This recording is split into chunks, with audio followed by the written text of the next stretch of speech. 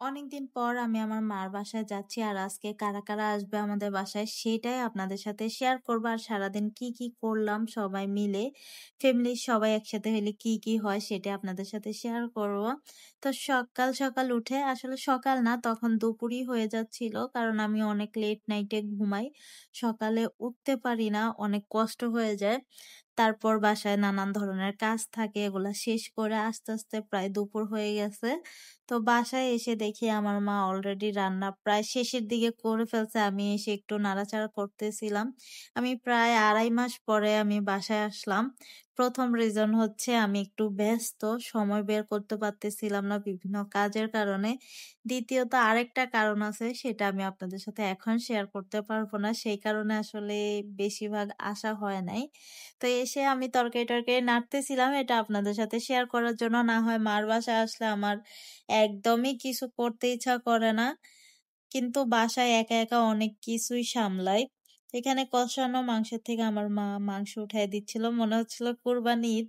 কুরবানিতে এরকম কষানো মাংস থেকে আগে আগে আমরা মাংস খেয়ে ফেলি না, ওই রকম। তো এখানে দুইটা কড়াইতে মানে একটা পাতিল একটা কড়াইতে দেখতেছেন তো, এটা হচ্ছে ডাল দিয়ে রান্না করবে। আমিও আমার মাকে জিজ্ঞেস করতেছিলাম দুইটা কেন, তো বলতেছিল এটা হচ্ছে ডাল দিয়ে রান্না করা হবে, এখানে অনেকগুলা চর্বি আছে এই কারণে। আর পাশের চুলায় যেই মাংসটা দেখতে পাচ্ছেন, এটা হচ্ছে আলু দিয়ে রান্না করা হবে, এই জন্য কষানো হচ্ছিল। আর আজকে আমি আসছি যেহেতু আমার খালামণিরা আসবে, অনেকদিন পর আমার সবার সাথে দেখা হবে। আর সবার সাথে দেখা হলে আমরা গল্প করতে করতে সময় চলে যায়, ভিডিও ক্লিপ নিতে আমার মনে থাকে না। এখানে আমার মা অনেক আগেই ডালটা দিয়ে দিছিল, আমি অনেকক্ষণ পরে এসে দেখলাম যে ডাল দেওয়া হয়ে গেছে। আর ওইদিকে অন্য চুলায় আলুটাও দিয়ে দিয়েছিল। এখানে কথা বলতে বলতে সময় অর্ধেক পার হয়ে যায়, ভিডিও যে নিবা আমি ওইটাই ভুলে যাই। তো যেটুকু পারছি আর কি ওইটা আপনাদের সাথে শেয়ার করছি। ফ্যামিলির মানুষ একসাথে হইলে আর কি তাদের সময় দিতে হয়। তো এখানে আমার মার রান্না অলরেডি শেষ, গরু মাংসটাও, ওইখানে ডালটাও হয়ে আসছে প্রায়। তা হয়ে যাওয়ার পর আমার মা সবকিছু বেড়ে নিচ্ছিল, যেহেতু আমরা খেতে বসে পড়বো এখনই। প্রায় 3টা বেজে যাচ্ছিল তখন, আর আমার মা খালি বলতেছিল কখন খাবি তোরা, দেরি হয়ে যাচ্ছে।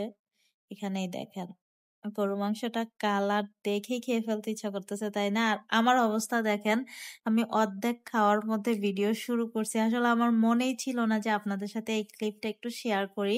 আর আমি ডালটা নেই নাই, আমি শুধু গরু মাংস অনেকগুলা নিয়ে ওইটা দিয়ে ভাত খাচ্ছিলাম, মানে ডালটা স্কিপ করে গেছি। তারপর খাওয়া দাওয়া শেষ করে বিকালে আমাদের ফিল্টারটা একটু ডিস্টার্ব করতেছিল, ওইটা ঠিক করতে মানুষ আসছে। তো আজকে ব্লগটা এই পর্যন্তই, ভালো লাগলে একটা লাইক কমেন্ট শেয়ার করবেন, আমার চ্যানেলটা সাবস্ক্রাইব করে দিবেন।